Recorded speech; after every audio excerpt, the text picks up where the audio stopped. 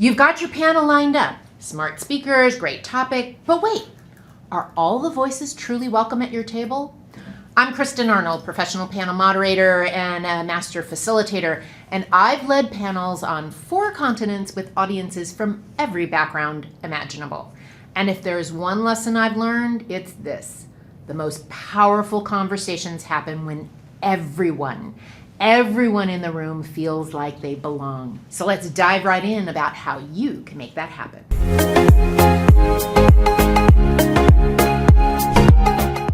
I once moderated a leadership panel in South Africa. The panelists, all brilliant, but all from similar backgrounds: white, male, and executive level. I could kind of feel the disconnect in the room because, well, the people sitting in front of us were definitely not male, pale, and stale, as one of my colleagues calls it. So instead of jumping right into the first question, I invited each panelist to share a personal turning point from early on in their career. Not a resume highlight, but a human moment. The one that shifted the whole feeling in the room. The audience leaned in, the panelists became much more relatable, and the room was transformed.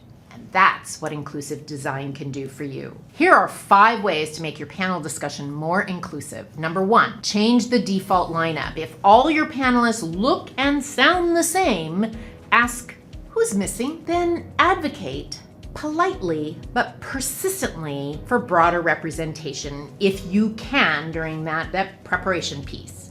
Number 2 is you want to expand your diversity lens.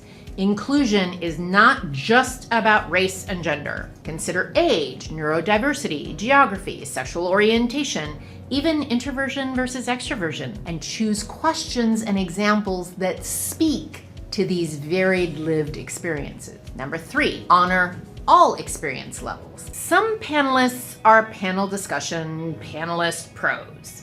Others might be first-timers. It's their first time being a panelist. Level the playing field by briefing them equally, giving clarity, encouragement, and structure, crafting your questions by allowing entry points from all angles. For example, whether you're new to the field or have decades of experience, how do you see this issue evolving? Inclusion isn't just about who's up on stage. It's about who feels safe to speak up. Number 4, make it accessible. Think beyond the stage. Use microphones and captioning, or even translation if you have multiple languages in the audience. Avoid jargon or acronyms. Provide multiple ways to engage: live questions, chat, written notes. And if you're polling the audience, can they all participate? Maybe not everybody can raise their hand.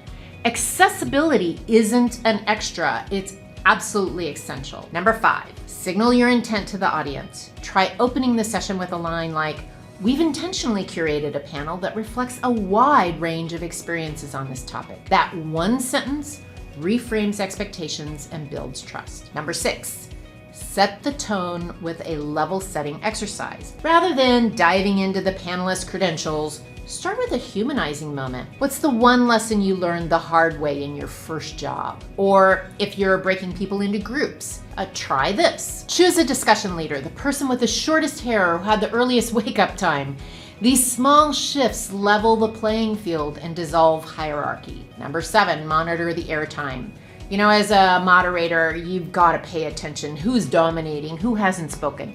Gently bring quieter panelists in with phrases like, "I'd love to hear your perspective on this," or "Let's hear another angle." Inclusion doesn't happen by accident. It happens by intentional design. And as moderators, we have the power and the responsibility to shape conversations that invite everyone in. If this video gave you a new insight or an idea, please give it a like and subscribe for more practical tips on running truly powerful panels. And tell me in the comments, what's one thing you've done to make your own discussions more inclusive? Your audience deserves more than just another panel. They deserve a conversation that sparks insights and actions.